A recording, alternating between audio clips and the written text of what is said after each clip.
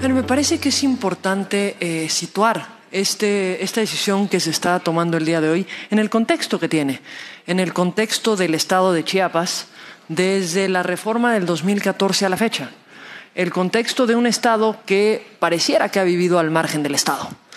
Empezamos con la reforma de Chiapas para tener una jornada electoral en una fecha distinta a la jornada electoral que la Constitución Federal establece y que fue avalado por la Suprema Corte para que en esta única ocasión se aplicara, pero se modificara para las ocasiones siguientes porque era inconstitucional.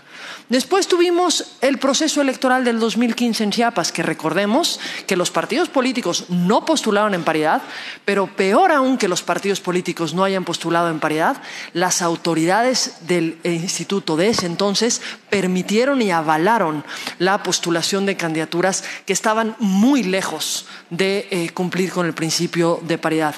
Esto llevó a que una semana antes de la jornada electoral, la Sala Superior del Tribunal se viera obligada a modificar todos los registros de las candidaturas para que entraran mujeres que acudirían en una semana más a ser votadas sin ser conocidas por los chiapanecos, precisamente porque se les metió a la campaña una semana antes, generando un contexto de violencia muy particular en el Estado.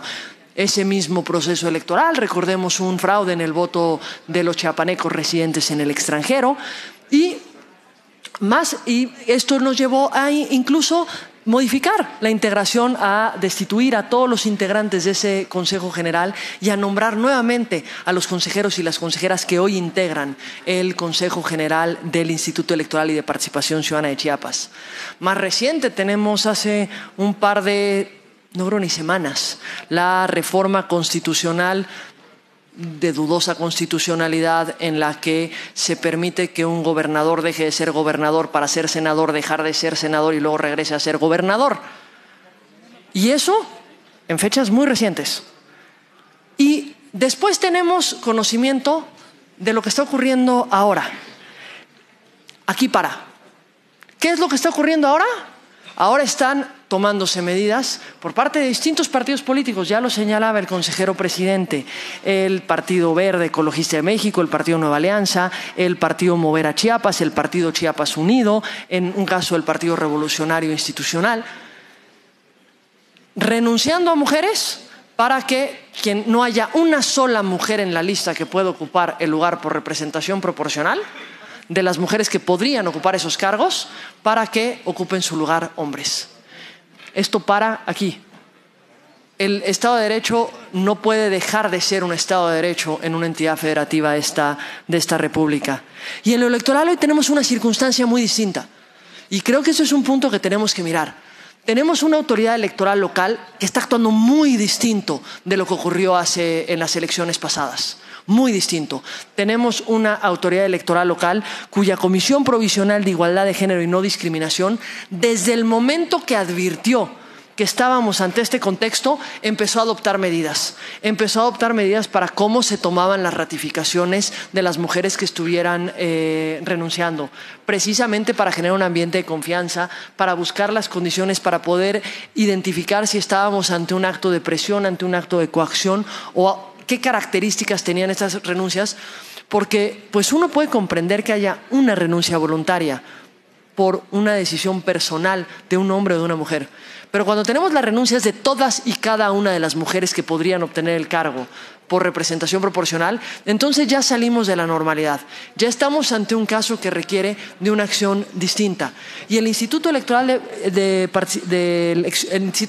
Participación Ciudadana de Chiapas tomó una acción distinta.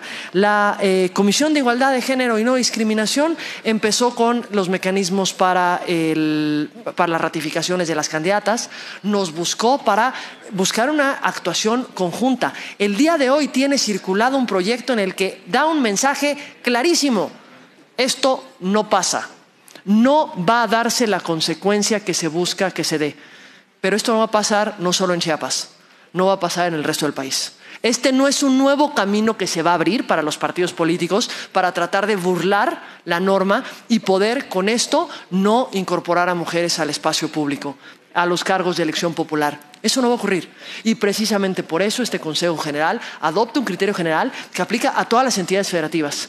Si hay algún lugar donde se busque seguir este camino, eso no va a pasar. Y me parece que este es un tema que es además lamentable. Más allá de los hechos, parece ir en contrasentido de la historia de este país, en contrasentido de las luchas, en contrasentido de los espacios que se han ganado, en contrasentido de la naturaleza misma de las acciones afirmativas que pretenden ser temporales, y acciones de esta naturaleza únicamente prolongan su implementación, precisamente porque lo que se puede advertir es que no se está logrando el objetivo. Y hay una cuestión adicional, y me parece que esto es algo que tendría que reforzarse, debe de estar ya incorporado en esta última versión que nos han circulado, pero hay un caso adicional. De pronto, cuando estuvimos en Chiapas, varios colegas en representación del Consejo General decían, no, es que el problema se reducía a 2 municipios y en todos los otros siguen habiendo mujeres que se pueden postular. Cuando decimos siguen habiendo mujeres, hay una mujer que se puede postular cuando dieron de baja a todas las demás, cuando renunciaron todas las demás mujeres excepto esta una. ¿Y esto qué nos lleva a una consecuencia? Si por alguna circunstancia llega a haber una vacante, pues resulta que en las listas ya nada más hay hombres. No, estos principios tampoco aplican en vacantes que se den ya ejerciendo el cargo. Estos principios aplican tanto al momento de la asignación por parte del órgano electoral como al momento de integrar si se utilizan esas listas según la legislación correspondiente. Si hay un aviso al Instituto Electoral correspondiente respecto de una vacante, las mismas reglas que ya han explicado para garantizar que no se burle la Constitución, que no se burlen las normas que nos hemos dado, aplicarían de igual forma. Y aquí yo solamente quisiera cerrar haciendo un llamado a los que están en esta mesa. Son los partidos políticos los primeros que pueden evitar que se dé el supuesto de este acuerdo. Son los partidos políticos los primeros que pueden evitar que se dé un contexto como el que hoy estamos viviendo en Chiapas. Son los partidos políticos los entes de interés público que tienen la mayor obligación de garantizar que la participación política de hombres y mujeres en este país se dé en igualdad de condiciones. Como entes de interés público son la principal vía para el acceso al poder en este país. La vía primordial. Pero dentro de esos derechos, dentro de esas prerrogativas, también vienen obligaciones. Y las obligaciones son para con las ciudadanas y con los ciudadanos del Estado mexicano. Y ahí hago un llamado a que esto no pase, ni en Chiapas, ni en ninguna otra entidad federativa.